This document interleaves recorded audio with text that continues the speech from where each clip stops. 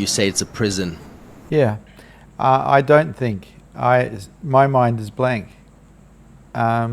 We were taught at school to live in our heads, but before we went to school, we lived in reality. We weren't living in our heads yet. We went to school for 12 years and then maybe another 4 years at university, and what we got programmed to do was live in our minds, thinking and problem solving. My life was way too dangerous as a kid to do that. I had to live with reality. I had to have my awareness around me the whole time, because I didn't put up with shit from anyone, and anyone who bullied me, and there was a lot of bullies in boarding school, got confronted by me. But I had to have eyes in the back of my head the whole time I was there, because these bullies used to like to gang up. And so I developed present moment awareness while I was at school, and I maintained that for the rest of my life. I love being present. I love reality. I don't like dream. It's where people hurt themselves. How can we work on that? Because you said like you're in a blank state often, or all the time, and pretty much all the time. Yeah, what I've seen was the practices that you would say, you know, that got you there, maybe beginner level and then more advanced. Yeah.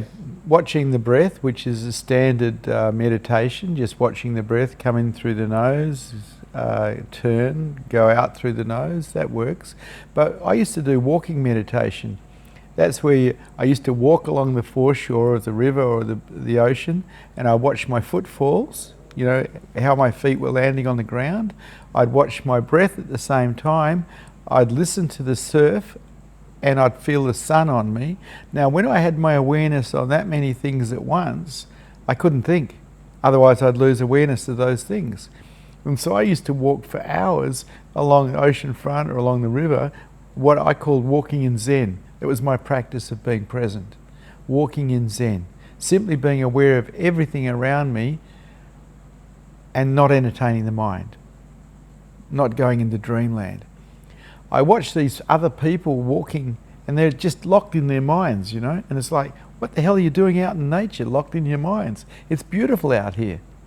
But you've got to be present to what's out here, not present to what you think, which is not real. Nothing you think is real. But out here is real. So it also helped training as a martial artist, because as a martial artist, if you're not present, you get your ass beaten pretty quickly. And so that helped too. Riding motorbikes, outrunning the police, you had to be very present to what was happening. You couldn't be dreaming. Yeah. Okay, so those are some good practices then, for sure. Well, we're talking about what I did to get out of ADHD, basically, because ADHD is living in your head, scrambled the whole time, and it's nice to be free. It's nice to be with reality rather than with dream. But that's up to you. Yeah.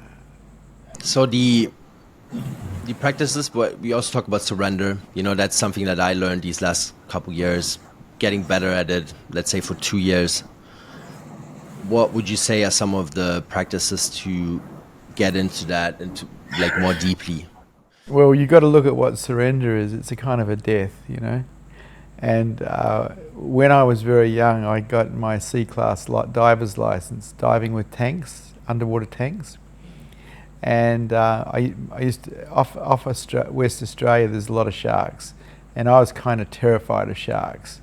And so every time I went out diving, I'd be frightened that I was going to get eaten by a shark. And so before I'd get in the water, I'd imagine the shark eating me and making it okay. So what I was doing is surrendering to my death. And that worked pretty well, because if I surrendered to being eaten by a shark, the fear dropped away, because the fear is empowered by resistance. When we surrender, the fear loses its power. And I used the same technique when I was training in martial arts. I made it okay to be beaten up. I made it okay to be hurt. I surrendered to it, which meant I could go into the ring fearless, which is always an advantage. Fear is the enemy.